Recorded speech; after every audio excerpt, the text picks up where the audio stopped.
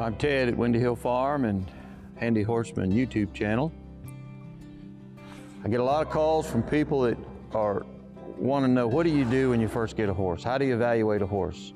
We want to buy a horse, we want to evaluate a horse, and they want me to demonstrate how we take the horses in from the first day and what we do to prepare the horses to be sold. So the first thing we do, we get the horses in and we just do an evaluation of soundness, health, and just integrity, personality, or horsenality, whatever you want to call it. A lot of times, you know, you got to identify what we got to work on. Most of the horses have had some type of human contamination of some sort that, you know, they've got a problem. And I've never seen one that hardly didn't. And now whether that's they don't want to pick their feet up, they don't want to get on the trailer, they don't want to be respectful when you lead them. To us, that's all important things. And so we try to identify those areas and work on it. So, excuse me, the first week the horses come in and I spend the time with them mostly, generally. And we evaluate their teeth, we trim their feet, pull their shoes. We want the horses to be barefoot if all possible. And then we, of course, we deworm them the instant they get here. We vaccinate them when they get here. So there's a lot of things involved there to just get the horse where we can work with it. I want the horse healthy. I don't want the horse having any pain. We have the chiropractor out to adjust the horse and evaluate the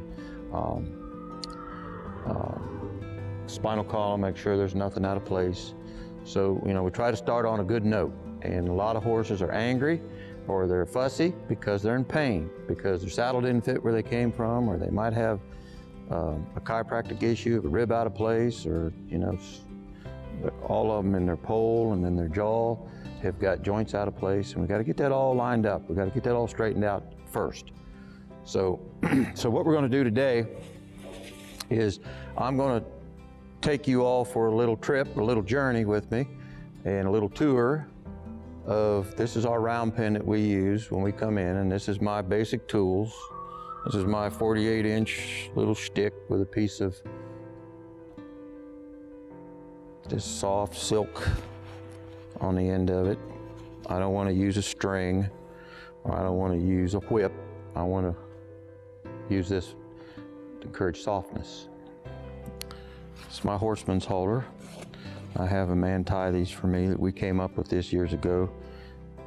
This, over the years of just trial and error, of a very nice schooling halter that is very similar to what we would call a lunging cavesson. This is a 12.5-foot arbor rope.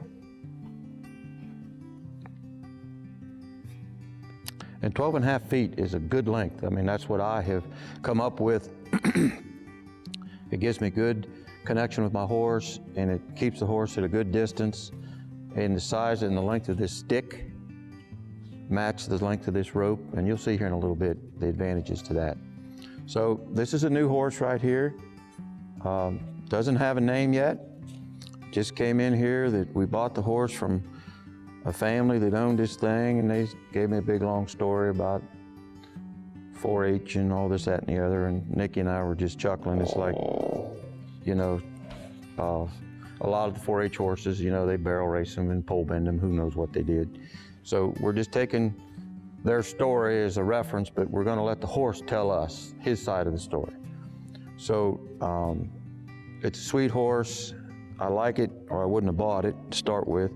But now what we're going to do is we're going to take a close look at things, all right? And I want to see how the horse is looking at me, all right?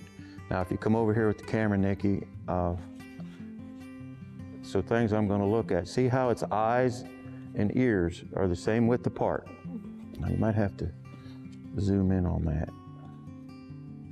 Okay, so she gives me kind of a confused look on her face. It's not the end of the world.